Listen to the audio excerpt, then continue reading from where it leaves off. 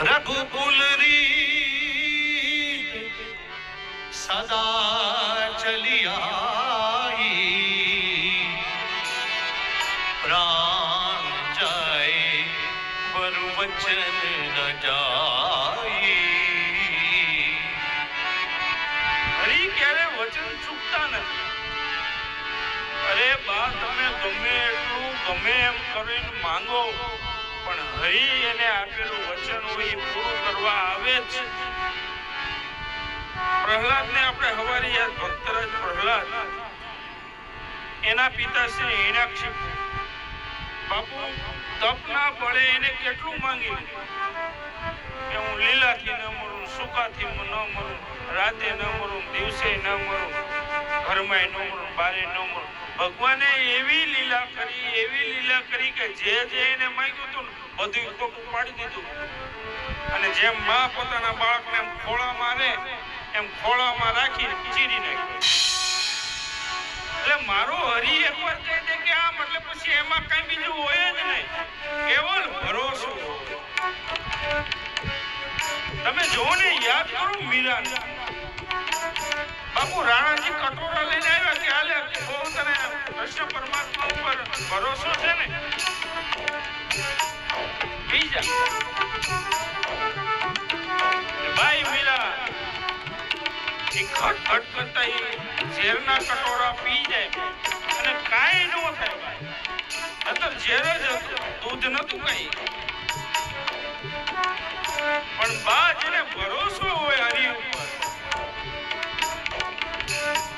પછી તમે આવા તો અનેક દાખલા। થોડા યુદ્ધના મેદાનમાં ટીટોડીની વાત આવે બાપુ, કુરુક્ષેત્રના યુદ્ધની વાત છે કે બંને સેના સામે સામે આવી ગઈ। હવે ખાલી શંખ વાગે અને યુદ્ધ ભયંકર યુદ્ધ। કુરુક્ષેત્રનું મહાભારતના યુદ્ધનું શું વર્ણન કરું, આવું ભયંકર યુદ્ધ થવાનું હતું।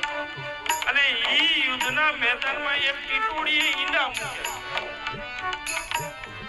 હવે એને ભગવાનને કીધું કે ભગવાન તમે બધા ભલે ભેગા થયા, તમે બધા ભલે ધર્મ માટે યુદ્ધ કરવાના છો, એ બધું બરાબર, પણ મારી વાત તો કોઈ સાંભળો।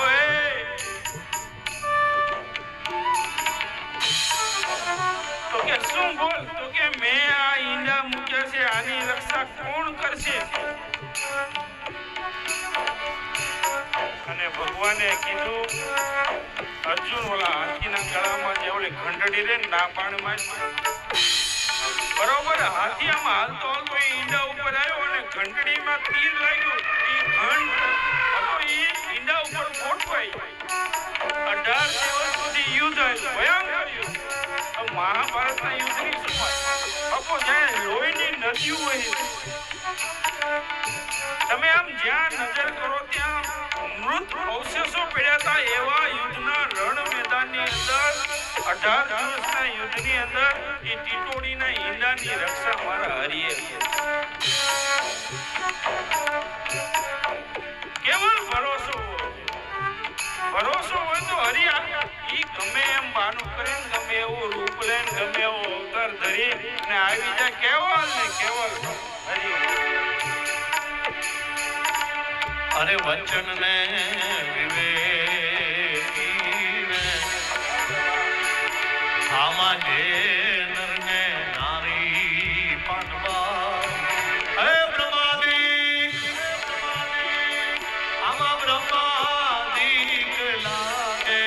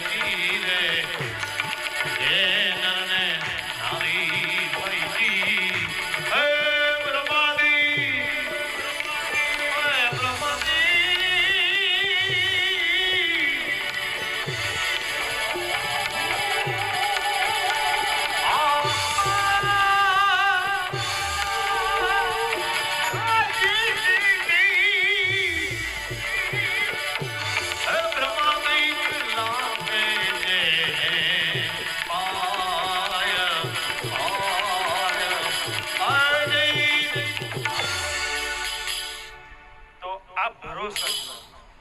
હરિ ઉપર તમે એકવાર ભરોસો મૂકી દો. જ્યારે બા કૌરવો અને પાંડવો જ્યારે ધૂત્ય રમ્યા ને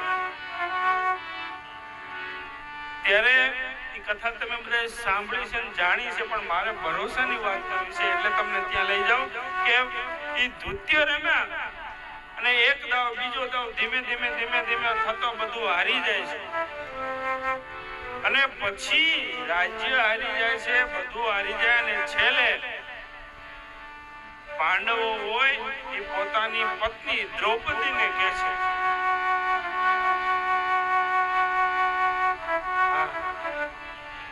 કે ભાઈ હવે અમે આને આ દાવમાં રાખીએ છીએ. અને કથા બાદ તમે જાણો કે ઈ બાજી પણ પાંડવો હારી જાય ને પછી દુર્યોધન કહે છે કે દ્રૌપદીને આ સભામાં લાવો.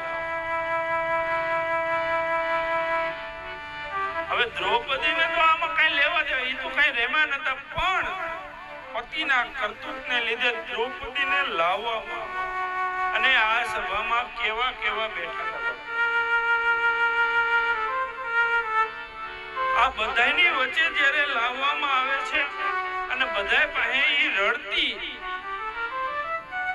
ચોધાર આંખોએ રડતી દ્રૌપદી આમ જ્યાં જ્યાં નજર જાય ને એની બાજુમાં નીકળે તરત કે મારી રક્ષા કરો, મને બચાવો. બધાય પાસે રક્ષાની ભીખ માંગતી દ્રૌપદી. ભીખ માંગતે પણ કોઈ એનો કોઈ હાથ ચાલ્યો નહીં. અને પછી દુર્યોધને એના ભાઈ દુશાસનને કીધું કે આના ચીર છે એ હરી લે. હવે તમે વિચાર તો કરો, એક કુળવધુ જેનો પતિ ભીમ મહાન ગદાધાર, જેનું ગાંડીવમાં હાથમાં હોય તો સામેવાળા ધ્રુજી જાય, એ અર્જુનના પત્ની દ્રૌપદી જે ધર્મનો યુધિષ્ઠિર કહેવાય, એની અર્ધાંગના દ્રૌપદી જ્યારે બધાની વચ્ચે આ રીતે એના ચીર ખેંચવામાં આવે ત્યારે રક્ષાની ભીખ માંગે. અને પછી અંતે દ્રૌપદીએ કીધું કે આ સભામાંથી તો મને નથી લાગતું કોઈ મારી રક્ષા કરે. અને અંતે એને જેના ઉપર એને ભરોસો દ્વારકાધીશને યાદ કર્યા અને એના ભરોસે એને આપણે સૌ કથા જાણીએ છીએ કે દ્રૌપદીના ચીર જ્યારે હરાતા ત્યારે દ્વારકા વાળો આવીને પૂરા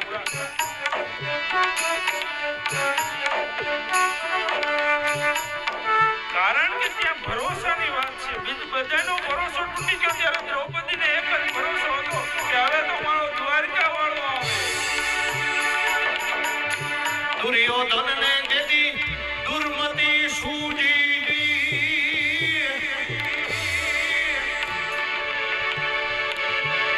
તેથી હસ્તિનાપુરમાં હાસી ખરી કરી